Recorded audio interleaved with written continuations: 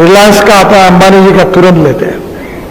मुझे याद है मैं जब महाराष्ट्र में मंत्री था तो धीरूभाई अंबानी से मेरे बड़े अच्छे संबंध थे। मैंने उनका टेंडर रिजेक्ट किया था तो मेरे ऊपर वो नाराज हुए थे। तो मुझे उनको समझाने के लिए मुंबई पुणे हाईवे का टेंडर उनको हम नहीं दे पाए थे। तो मुझे प्रमोद जी ने कहा था कि एक बार उनको मिलो। तो मिला तो बड़े नाराज होकर मेरे ऊपर सुनाने लगे। अब मेरा भी स्वभाव थोड़ी देर सुनते सुनते मैं भी बोला कि धीरू भाई, अगर मुंबई पुणे हाईवे नहीं बना तो मैं मुझ ही काट लूंगा, और बन गया तो तुम क्या करोगे। तो उन्होंने कहा देखो मैं कुछ बोलता नहीं, देखेंगे। और इसी से थोड़ा हॉट डिस्कशन हो गया, हमारा बोलना बंद हो गया।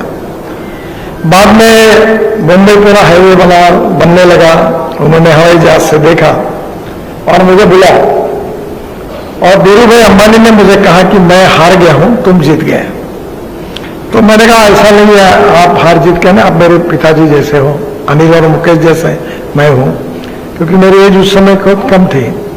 तो स्वाभाविक रूप से उन्होंने कहा कि नितिन, मैं एक मामूली मास्टर का लड़का था गुजरात में, मेरी परिस्थिति बहुत खराब थी, और मुझे जो पहला लोन मिला एक प्लास्टिक के मशीन के लिए, तो मेरी केस सब जगह रिजेक्ट हुई थी।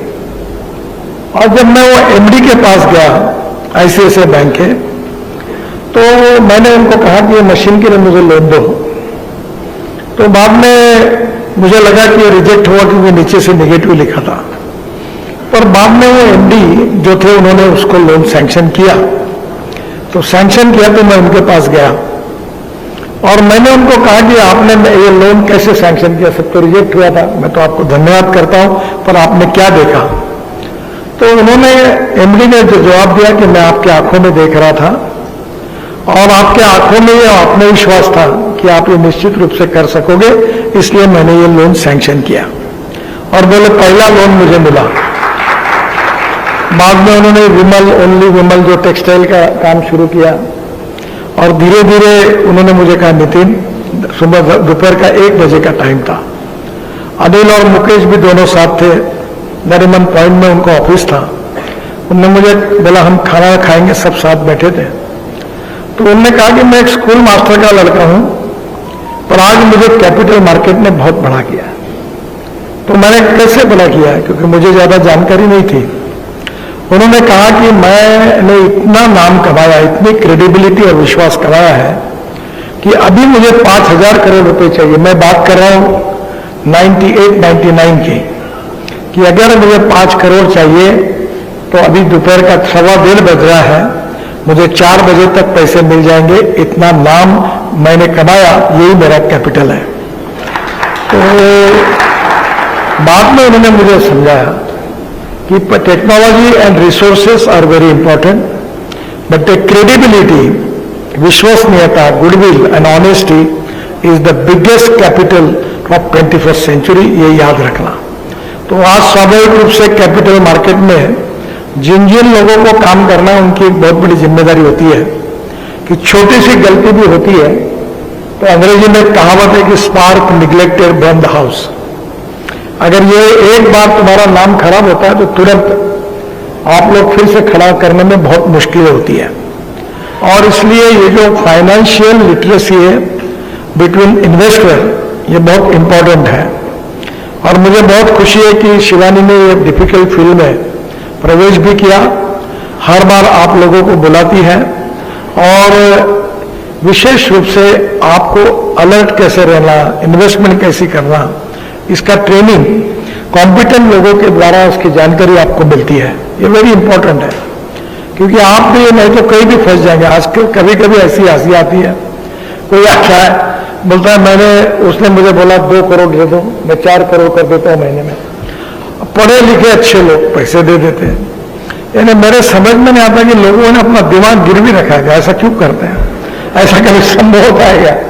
इतने लोगों को फंसाया जाता है, और फंसने के बाद आते हैं आप हमारी मदद करो।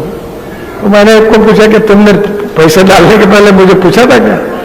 मैं मदद क्या करूं? ये तुम्हारी मूर्खता कि तुमने ऐसा किया। लालच में आके लोग फंस जाते हैं। और इसलिए एक फिलोसोफर ने सही कहा कि shortcut cut you short. Financial field में यू नीड टू अंडरस्टैंड कि क्रेडेंशियल्स उस कंपनी के क्या है, ट्रैक रिकॉर्ड क्या है, उसका शेयर कैसे कैसे बढ़ा है, उसकी प्रॉफिटेबिलिटी कितनी है, और ये समझकर जब आप इन्वेस्ट करोगे तब कहीं ना कहीं आपकी अगर सही इन्वेस्टमेंट होगी तो फायदा होगा। और इसलिए आने वाले समय में इंश्योरेंस मार्केट, पेंशन मार्केट और शेयर इकोनॉमी हमारे देश के आर्थिक विकास के 3 महत्वपूर्ण पहलू हैं। और मैं तो कैपिटल मार्केट में एनएचआई के काम है उसी के ऊपर करता हूं। हर साल मैं 5 लाख करोड़ के काम करता हूं। और मैं लोगों को बोलता हूं मेरे पास द्रौपदी की थाली है, तो लोग बोलते क्या है, मैंने बोला कितने भी 1 लाख करोड़ 50,000 करोड़, मैं से मिनटों में निर्णय करता हूं। और मैं जो बोलता हूं ऐसा एक भी काम हुआ नहीं, ऐसा कभी नहीं होता, क्योंकि पैसे की कोई कमी नहीं होती। मैं अक्सर हमारे ऑफिसर्स को कहता हूं कि एनएचआई की क्रेडिबिलिटी और ट्रिपल ए रेटिंग जो है, ये देखते हुए क्रेडिबिलिटी को अपने मजबूत रखना चाहिए। आज तो हमारी परिस्थिति इतनी सुदृढ़ हुई है कि हमारा इनकम ही अभी अगले 2 साल में 1,40,000 करोड़ होगा, तो मार्केट में कोई प्रॉब्लम नहीं है। तो मैंने एक नया मॉडल तैयार किया है कि जो लोग हमारे एनएचआई बॉन्ड में आएंगे उनको हम 8.05% इंटरेस्ट ईयरली है और मंथली इंटरेस्ट उनके अकाउंट में जमा करेंगे, ताकि मैं रोड के लिए मैं गरीब लोग जो है उनको इंटरेस्ट पे पैसे लेकर उनको मैं इस सक्सेस में लेना चाहता हूं, क्योंकि वो लोगों के पास प्रॉफिट जाना चाहिए।